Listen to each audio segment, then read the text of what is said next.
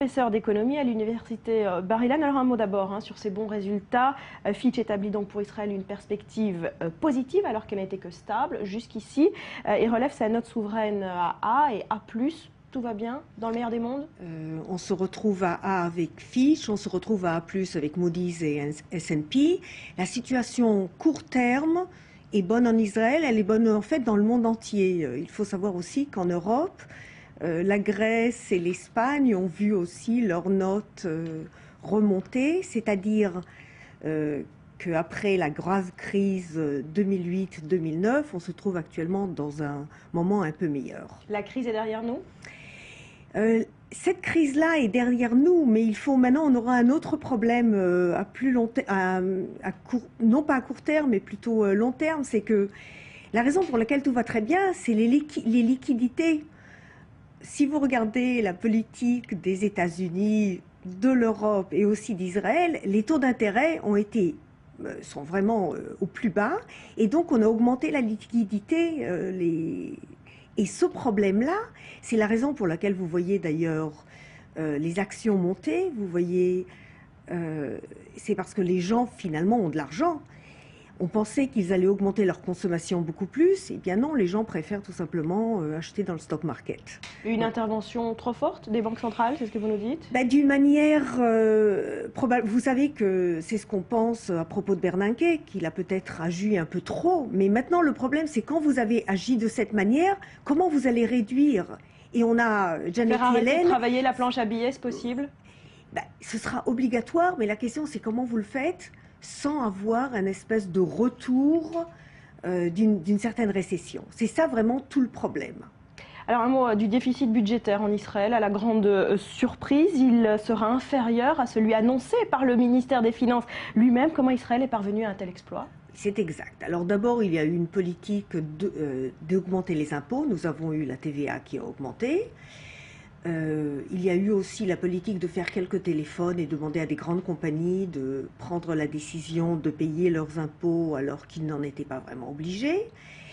Et il y a une excellente idée de ne pas augmenter les impôts en janvier parce que, vu la situation, on se trouve effectivement avec une croissance de 3,5 qui est excellent. Enfin, quand vous regardez par rapport à l'Europe, c'est excellent. Mais ce qu'on ne prend pas en considération, c'est que la natalité, elle est de 2%. La population augmente de 2%. Donc nous nous retrouvons en fin de compte avec 1,4, 1,5, ce qui n'est pas aussi élevé qu'on le pense.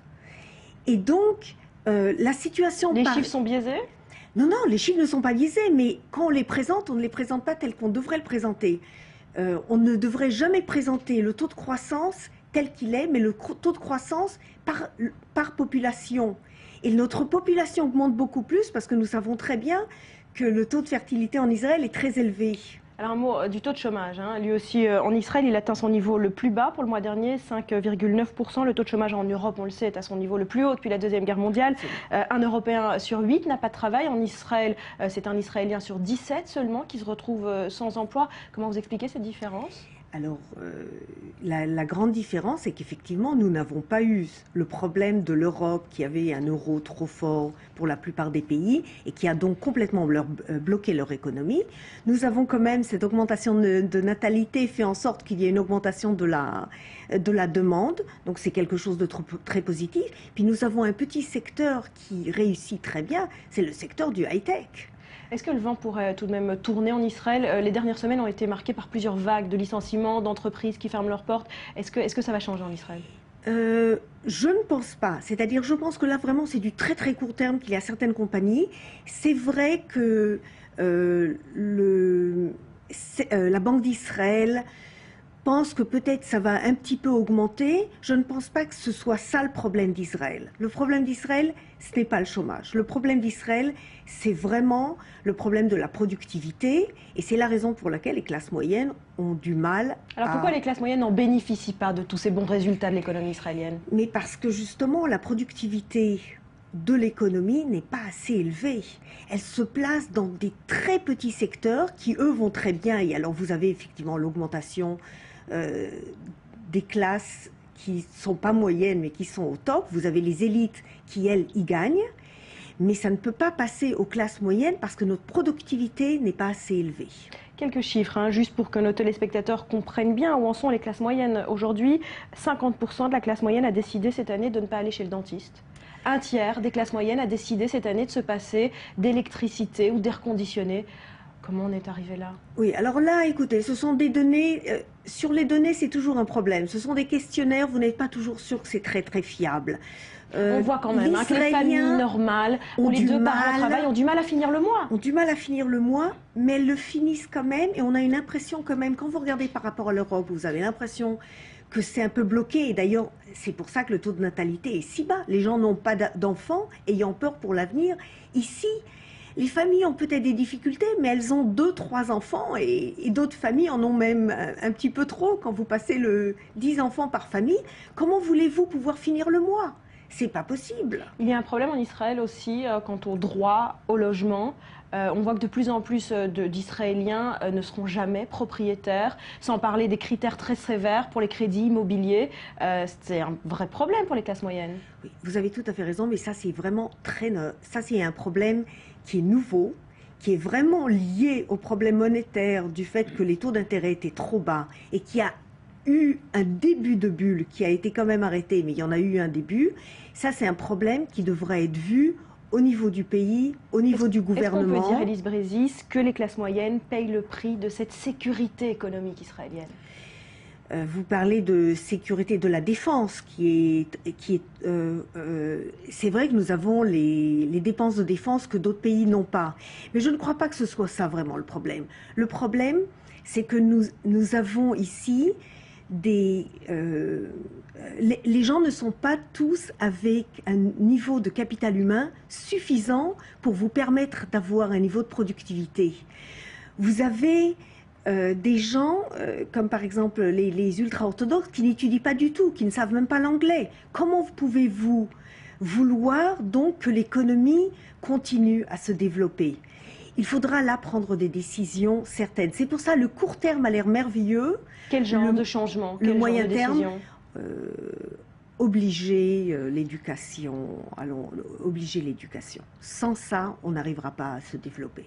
Alors, vous parliez il y a un instant de l'impôt sur le revenu que le ministère des Finances a décidé de maintenir inchangé. C'est une mesure somme toute symbolique.